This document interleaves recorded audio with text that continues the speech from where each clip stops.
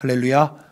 예, 빌립보서 1장 1절에서 14절 말씀을 읽었는데요. 빌립보서 1장 전체를 가지고 기쁨으로 헌신하라, 기쁨으로 헌신하라 라는 제목으로 말씀을 나누기를 소망합니다. 오늘 예배 나온 우리 여러분들을 예수님의 이름으로 축복드립니다. 여러분, 우리는 오늘 빌립보서 1장을 통해서 말씀을 나누기를 원하는데, 이 빌립보는 사도 바울이 개척한 교회입니다. 근데 지금 사도 바울이 어디에 있느냐라고 한다면은요, 그 당시에는 예수 그리스도를 전하는 것이 불법이었습니다. 왜냐하면 그 당시에 주라고 불릴 수 있는 사람은 로마의 황제인 가이사르 한 명밖에 없었기 때문입니다. 우리 카이저라고도 이야기하고요, 우리 성경에서 보면은 가이사르 이런 단어로 등장을 합니다. 똑같습니다. 그런데 사도 바울은 예수 그리스도를 만나고 나서 복음을 전하는 일에 자신의 삶을 들였습니다. 지금 사도 바울은 어디에 있습니까? 감옥 안에 있습니다. 예수 그리스도를 전하다가 감옥 안에 잡혀 있고, 잡혀 있는데 또 어떻게 하고 있습니까? 찾고 수갑과 발목에 수갑이 잠겨져서 고정되어 있는 상태입니다. 즉 그 상태에서 편지를 보냅니다. 편지를 쓰는 게 아니라 편지를 이야기합니다. 그럼 누가 옆에서 편지를 받아 적습니다. 그런 상황을 상상하면서 오늘 말씀을 한번 묵상해 봤으면 좋겠습니다. 사도 바울은 지금 자신이 감옥에 있습니다. 고난을 당하고 있습니다. 움직이지 못하는 상황입니다. 그럼에도 불구하고 복음을 전파하고 그리스도를 위한 삶을 결단하고 성도들에게 기뻐해라, 확신을 가져라 라는 마음을 지금 전달하려고 하고 있습니다. 이 말씀을 통해서 우리는 사도 바울의 삶을 통해서 믿음, 신앙에 대해서 한번 생각해 봤으면 좋겠습니다. 어떠한 상황 속에서도 기쁨과 확신을 가지고 예수님을 위해 살아갈 수 있는 방법을 한번 배워보았으면 좋겠습니다. 이 빌립보서 1장을 보게 되면 사도 바울이 자신이 개척한 빌립보 교회에 대해서 얼마나 깊은 사랑을 가지고 있는지, 헌신의 마음을 가지고 있는지를 우리가 알 수 있습니다. 그러면서 사도 바울은 성도들에게 이렇게 이야기합니다. 나는 지금 너희들에게 감사한다. 너희들이 믿음 안에서 성장하는 것이 기쁨이다. 이렇게 이야기합니다. 바울은 자신은 옥에 갇혀 있음에도 불구하고 그 안에서 오히려 예수 그리스도의 복음이 확산되기를 원하고 있었습니다. 그리고 모든 것을 하나님의 뜻에 맡기고 살아가고 있습니다. 그렇다면 우리도, 이 자리에 모인 우리 성도님들도, 아니요, 우리 목사도, 장로님도, 권사님들도 바울처럼 그리스도 안에서 살아간다면 우리의 어려움 속에서도, 슬픔 속에서도, 부족함 속에서도, 연약함 속에서도 하나님을 신뢰하며 복음을 전하는 삶을 살아갈 수 있기를 예수님의 이름으로 축복드립니다. 저는 오늘 사도 바울을 통해서 그리스도를 위해 어떻게 살아가며 우리의 삶의 방향과 목적을 어떻게 살아가야 될지 함께 고민하면서 말씀을 나눴으면 좋겠습니다. 첫 번째입니다. 감사하는 삶입니다. 우리가 생각하는 감사는 무언가 좋은 것이 일어났을 때, 선물을 받았을 때 이루어지는 감사입니다. 즉 어떠한 원인이 있고 그 후에 있는 결과론적 감사를 이야기하고 있습니다. 그런데요, 사도 바울은 지금 이렇게 이야기합니다. 빌립보 교회를 기억할 때마다 하나님께 감사하며 기도한다고 고백하고 있습니다. 감옥에 갇혀 있음에도 불구하고 성도들을 위해 감사하며 기도한다는 것입니다. 사도 바울이 감사하는 이유를 살펴볼까요? 그것은 자기가 직접 전한 복음을 빌립보 교회 성도들이 받아들였고 복음의 확산을 위해서 함께 동역하는 성도들의 삶에 깊은 감동을 받았기 때문입니다. 1장 3절 말씀을 보시게 되면 이렇습니다. 내가 너희를 생각할 때마다 나의 하나님께 감사한다. 무슨 이야기입니까? 그들의 교회, 그들의 신앙 공동체에 대한 진심 어린 감사를 고백하고 있습니다. 우리가 감사하는 마음을 가진다고 하는 것이 얼마나 중요한지를 이야기하고 있습니다.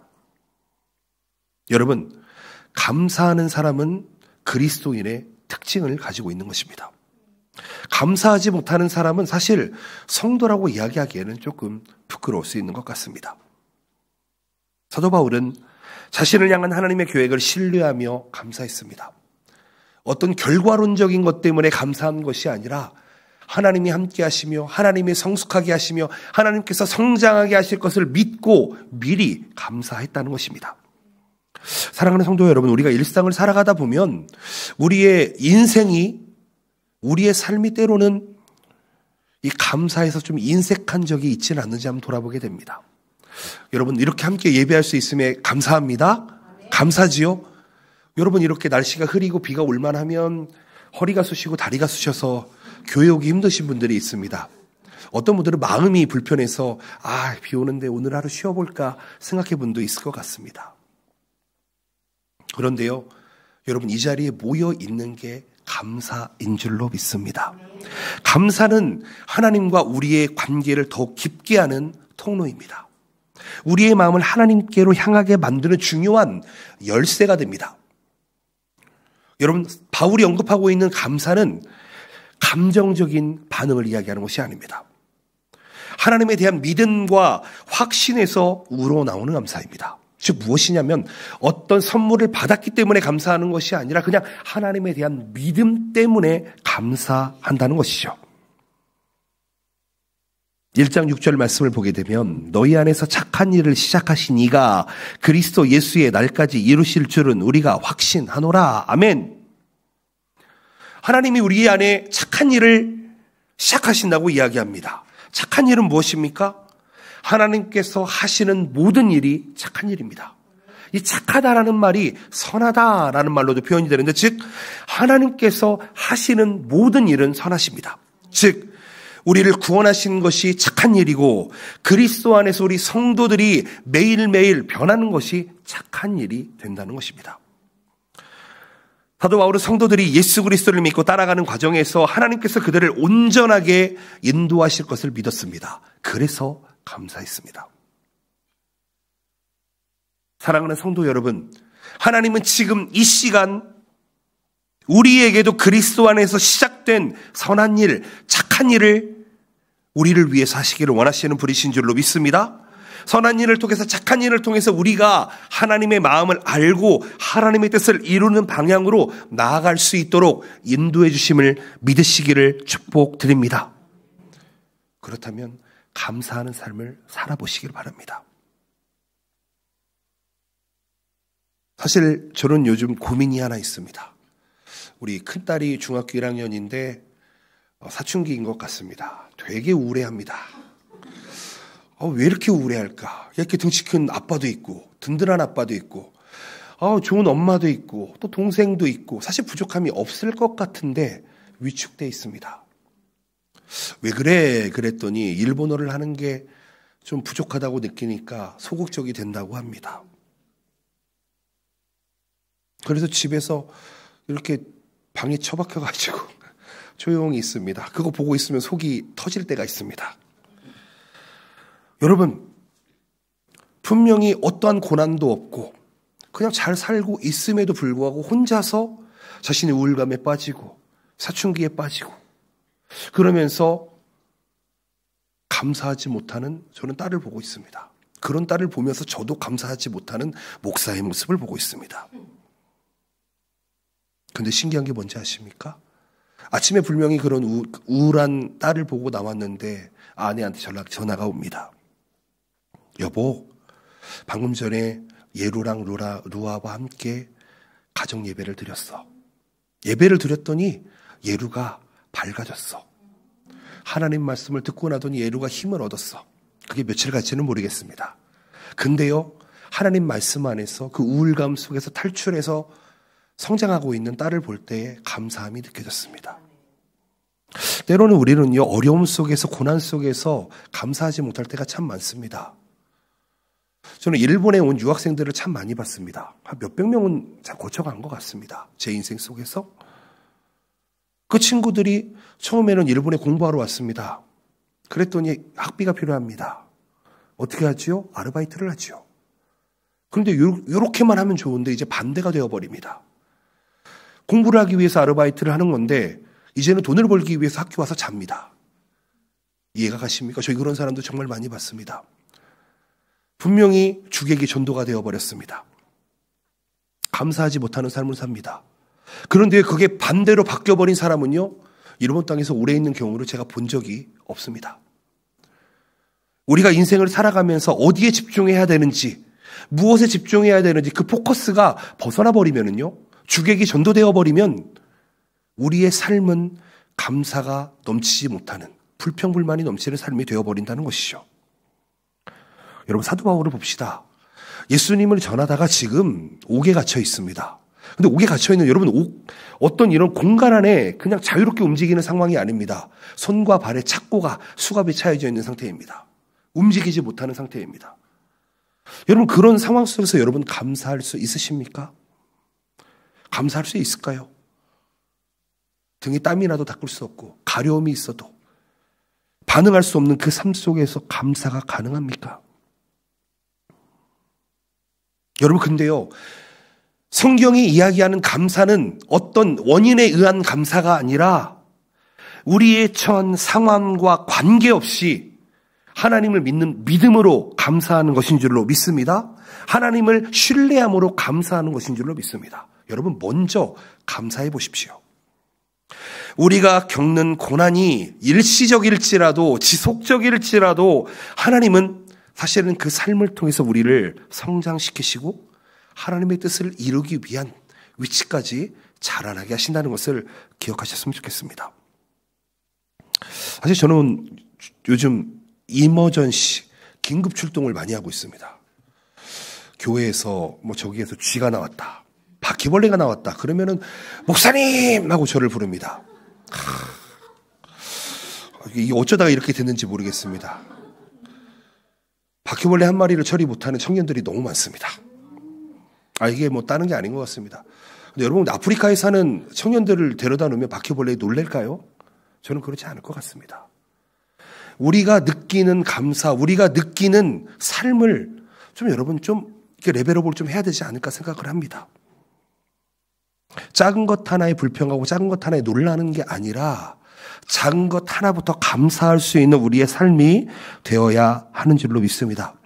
감사할 줄 아는 사람은 믿음이 있다고 저는 생각을 합니다. 감사하지 못하는 사람은 결국 믿음이 없게 되는 것과 다르지 않다는 것을 성경은 이야기합니다. 여러분, 먼저 감사하십시오.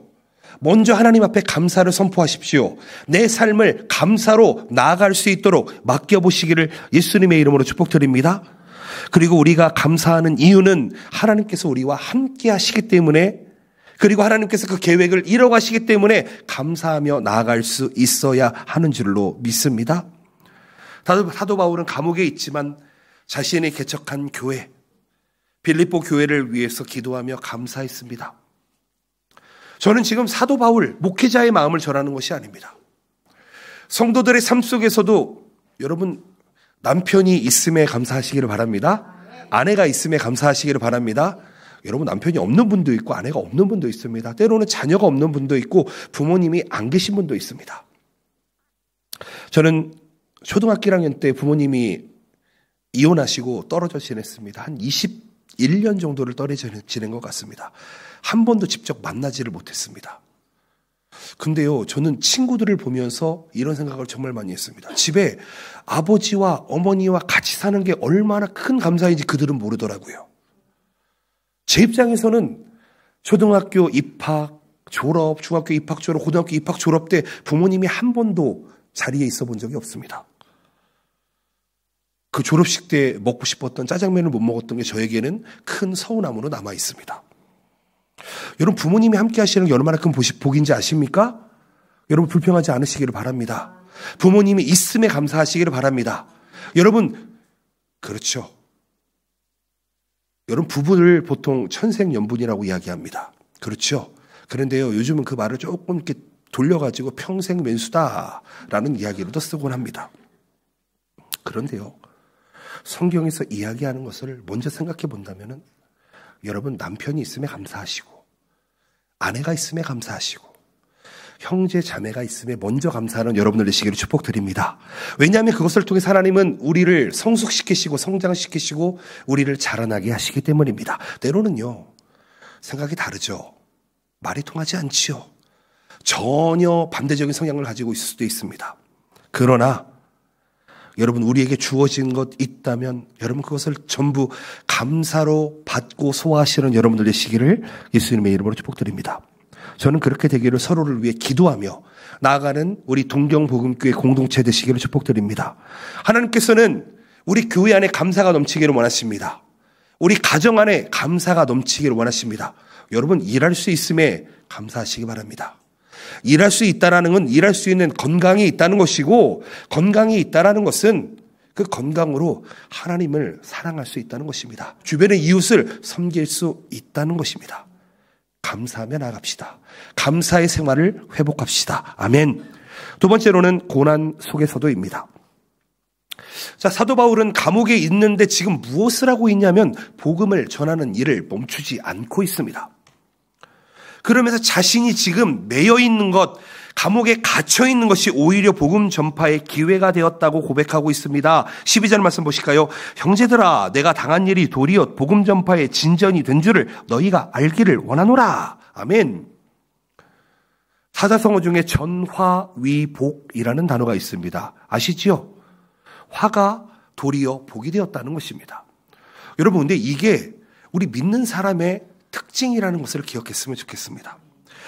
우리 믿는 사람은 어려움 속에서도 하나님의 뜻을 이루는 그것을 찬스로 잡아야 되는 줄로 믿습니다. 바울의 고백에서 볼 수 있듯이 고난 속에서 바울은 복음을 전할 기회를 놓치지 않았습니다. 그 기회를 통해 하나님의 나라가 확장된다고 믿고 있었습니다.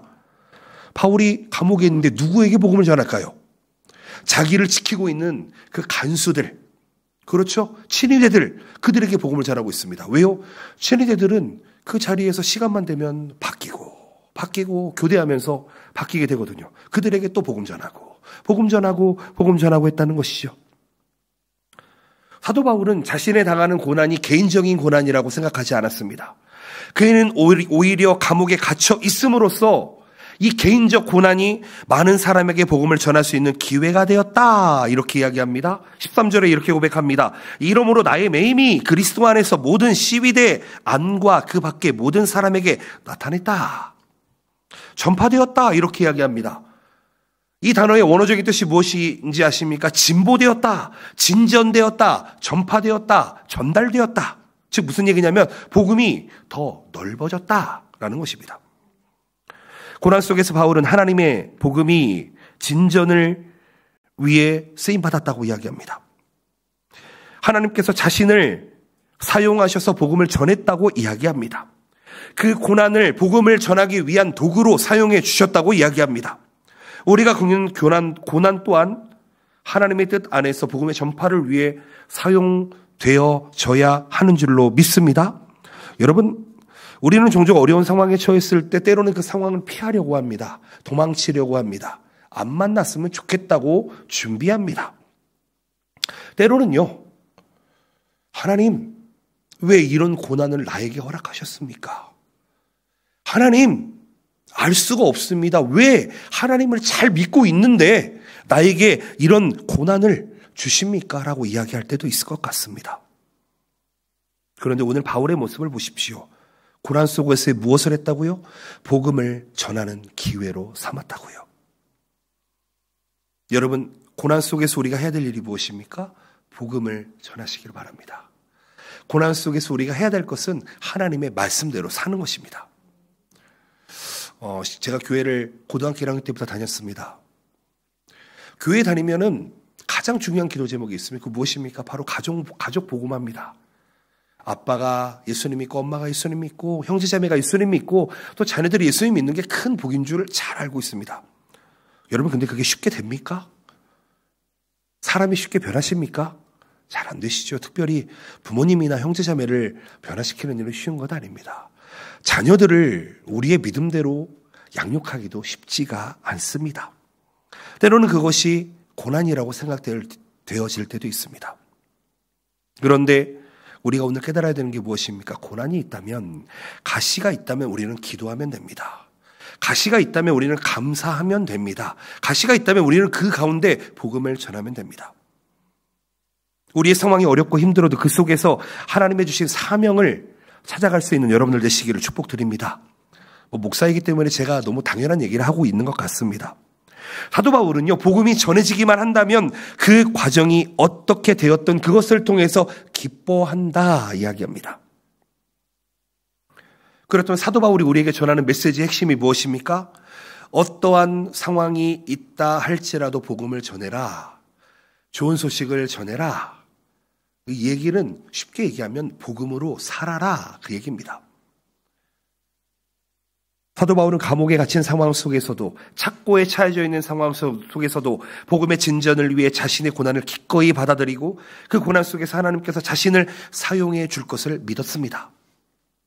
그렇다면 우리도 마찬가지로 고난 속에서 복음을 전하는 기회를 찾기를 축복드립니다. 그 기회를 통해서 하나님의 영광을 드러내는 여러분들 되시기를 축복드립니다. 우리가 고난 중에 있는 이유가 무엇일까요? 그것은 우리가 개인적인 어려움을 넘어서 하나님의 일에 참여하기 위함입니다. 여러분, 고난은 우리 성도들을, 우리 목사를, 복음 전도자들을 준비시키는 과정일 수 있습니다. 왜냐하면 그 고난을 통해서 성장할 수 있기 때문입니다. 그렇다면 여러분, 고난 속에서 이 고난을 하나님께 맡기고 나아갈 수 있는 저와 여러분들 되시기를 축복드립니다. 이 고난을 통해서 하나님께서 일하실 것을 믿고 복음의 진전, 복음의 진보, 복음의 전파를 위해 함께 나아가십시다. 아멘. 세 번째입니다. 생과 사입니다. 빌립보서 1장 21절 말씀을 읽습니다. 이는 내게 사는 것이 그리스도니 죽는 것도 유익함이다. 이렇게 이야기합니다. 이 말씀은 사도 바울의 삶과 죽음이 모두 그리스도를 위한 목적에 있다라는 말입니다. 아주 강력한 신앙 고백이 될 것입니다. 사는 것이 그리스도다라고 이야기하는 것은 사도 바울의 삶이 모든 순간이 그리스도를 위하여 사용되어진다라는 것이고요. 죽는 것이 유익하다라는 말은 사도 바울이 죽음조차도 하나님의 뜻을 이루는 과정으로 보고 그 죽음이 궁극적으로는 하나님께로 가는 영광스러운 길이다라고 믿었다는 것입니다. 여기서 산다라고 하는 그리스어적 의미는요, 단순히 생명을 유지하거나 존재하는 것을 의미하는 것이 아닙니다. 여기에서 산다라는 것은 그리스도를 위해 목숨을 드린다, 바친다라는 의미를 가지고 있습니다. 즉 사도 바울은 이 삶을 자신의 존재의 이유로 삼았습니다. 그리스도를 전하고 그리스도를 닮아가는 것이 사도 바울의 존재적 의미였다는 것이죠. 여러분, 이 세상에 어떤 목적으로 살아가십니까? 여러분들에게 삶의 목적이 있으십니까? 삶의 이유가 있으십니까? 한번 생각해 볼 만한 일이지 않나 생각을 해봅니다. 여러분은 지금 평안하고 행복하게 살아가십니까? 무엇이 여러분들을 행복하게 하십니까? 저는 예수님을 믿고 나서 예수님을 닮아가는 게 얼마나 행복하고 얼마나 기쁨이 되는 일인지를 저는 찾았습니다.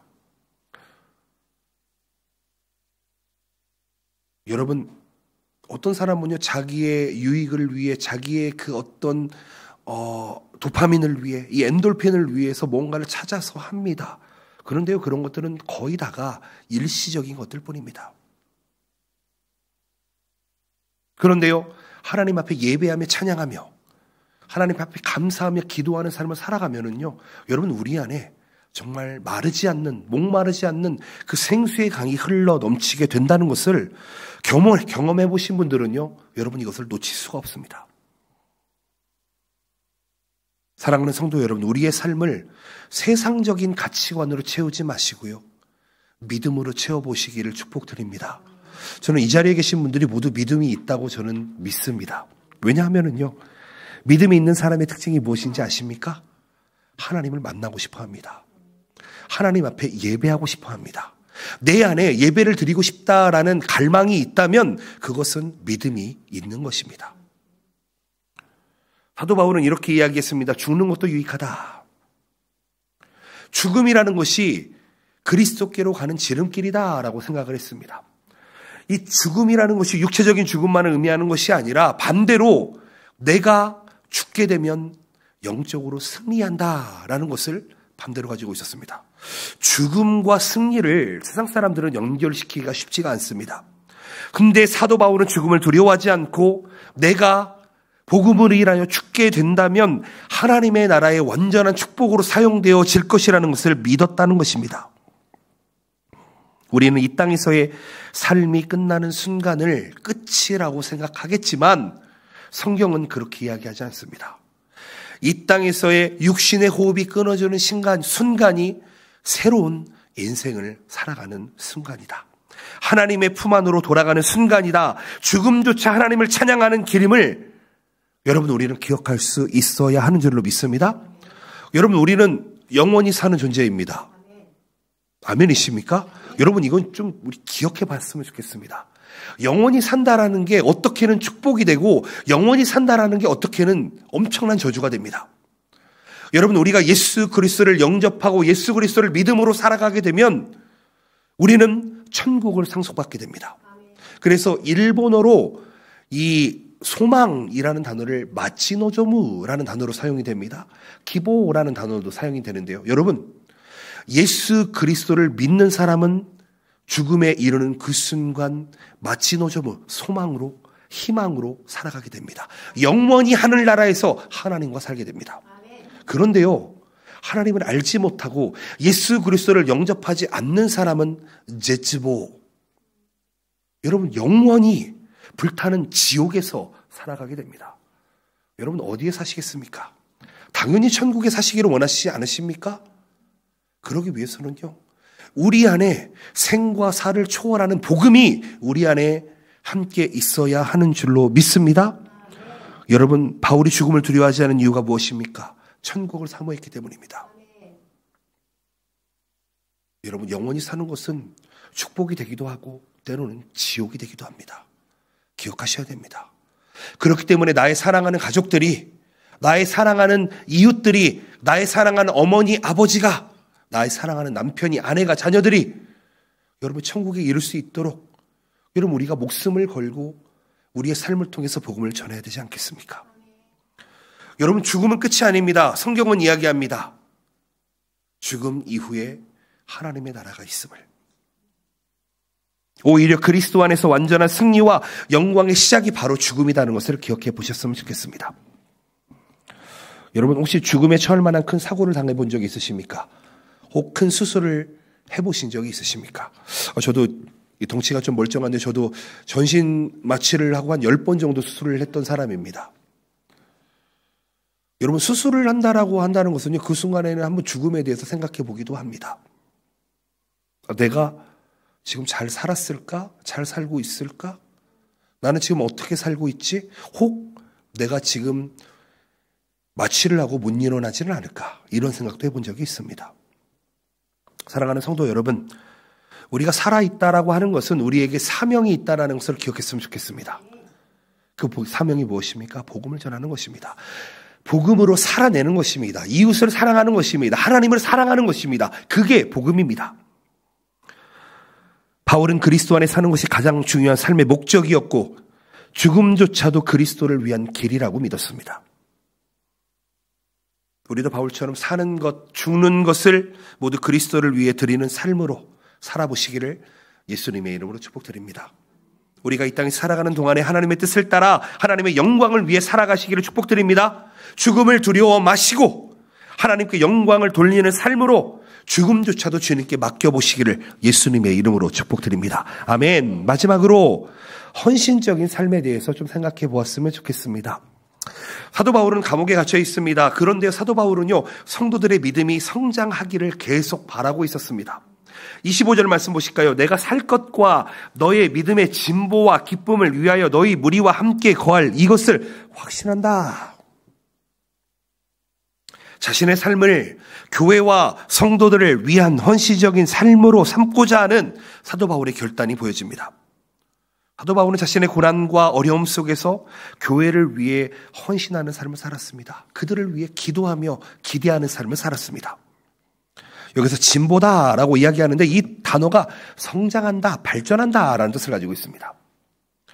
사도 바울은 교회가 성령님 안에서 진보하고 성장하는 것을 기뻐했습니다. 그들의 믿음이 성숙해지는 모습을 보고 기뻐했습니다.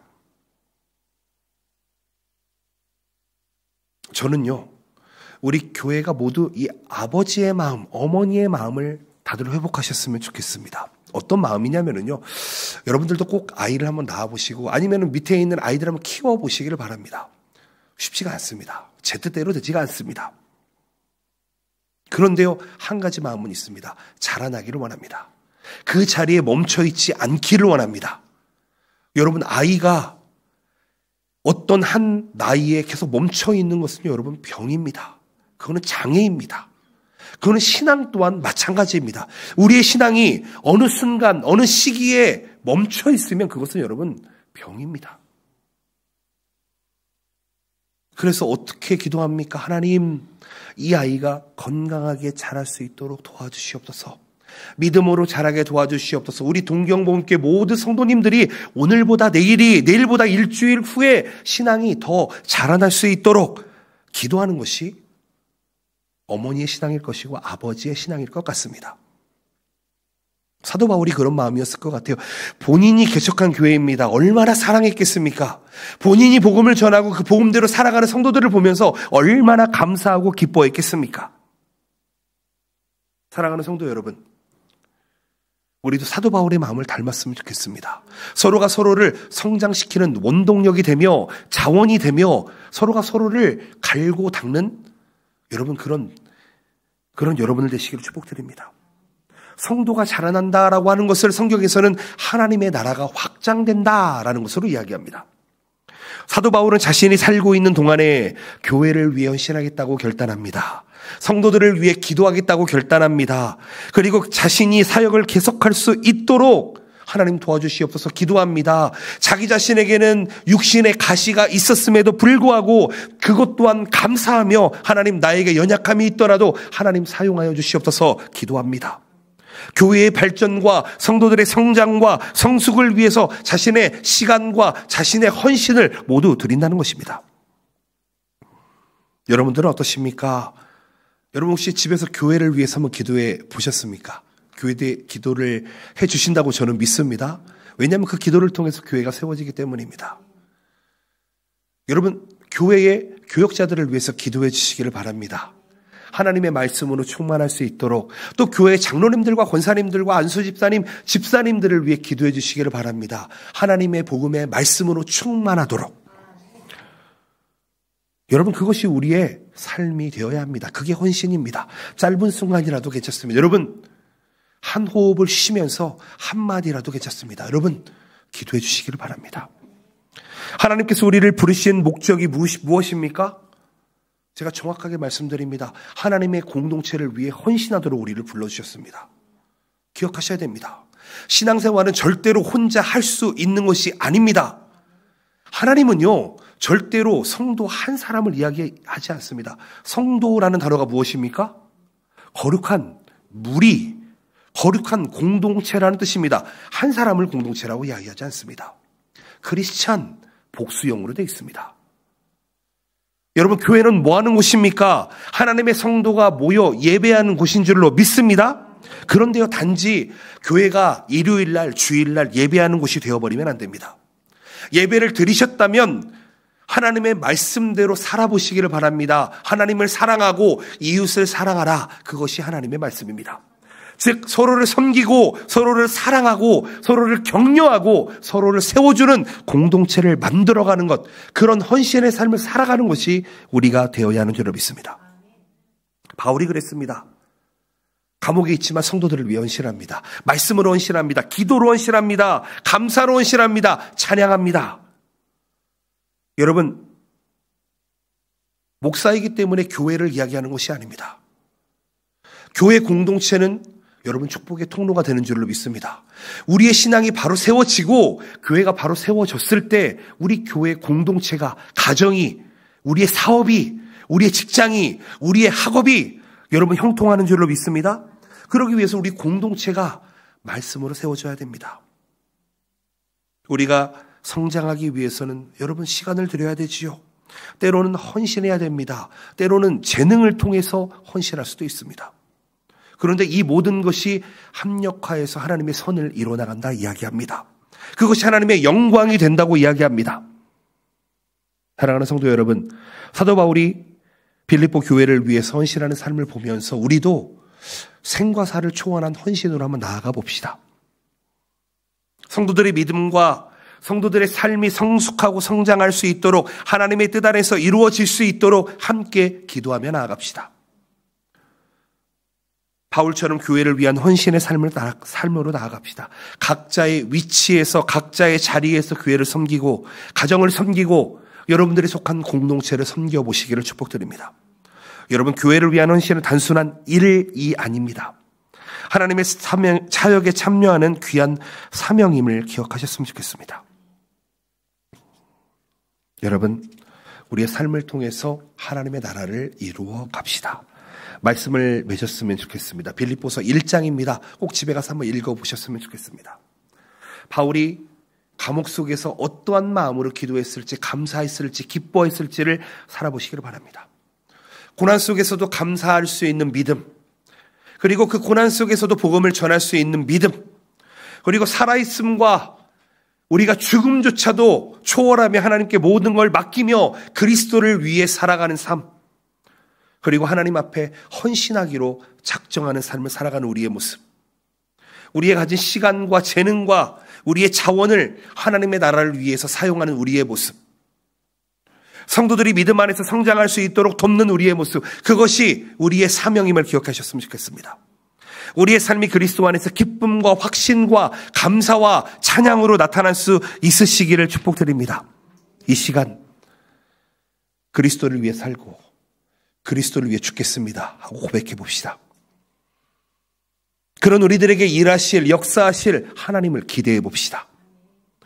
우리 모두가 하나님 앞에서 맡기신 그 사명을 충실히 감당하고 나아가 봅시다. 어렵지 않습니다.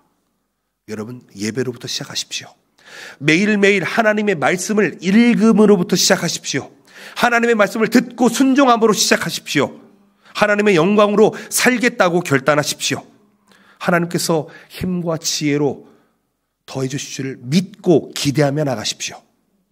내 신앙만 바라보지 마시고 내 주변의 연약한 자들과 부족한 자들을 돌볼 수 있는 넉넉한 여러분을 내시기를 예수님의 이름으로 축복드립니다. 아멘. 이 시간에 한번 기도했으면 좋겠습니다. 하나님, 어떻게 하면 기쁨으로 살아갈 수 있는지, 어떻게 하면 헌신하며 살아갈 수 있는지, 어떻게 하면 나의 신앙이 바로 설 수 있는지 주님 오늘 말씀을 통해서 깨달을 수 있도록 도와주시옵소서. 우리 목소리 내어서 기도하며 나아갑시다. 기도합니다.